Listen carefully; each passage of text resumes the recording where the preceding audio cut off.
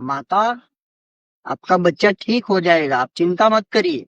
મિત્રો, આ વાયરલ વિડીયોમાં એક વાનરનું બચ્ચું બીમાર થઈ ગયું હતું, જેથી બચ્ચાની માં ખૂબ જ પરેશાન હતી અને તેણે પણ ખાવા પીવાનું છોડી દીધું હતું.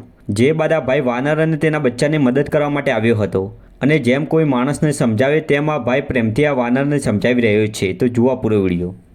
ठीक है, ये दुनिया बड़ी दुष्ट है। ये आपकी भावनाओं को नहीं समझेगी। यहाँ जब उसका बच्चा या बच्चा मरेगा ना, तब वो समझेगा। आपके बच्चे की किसी को चिंता नहीं है ना। अब बिल्कुल चिंता ना करो माँ, मैं हूँ। मुझे पता चल रहा है आपको पीड़ा हो रही है। यहाँ आपकी भावनाओं को या इस बच्चे की भावनाओं को कोई नहीं समझेगा माँ। अब बिल्कुल डरिए नहीं माता, कुछ भी नहीं होगा इसको, समझ रही हो। ये लोग क्रूर हैं, यहाँ पे किसी की संवेदनाएं नहीं चलती।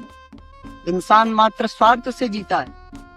अगर बच्चा काम ना करता हो तो खुद के माँ बाप निकाल देते हैं।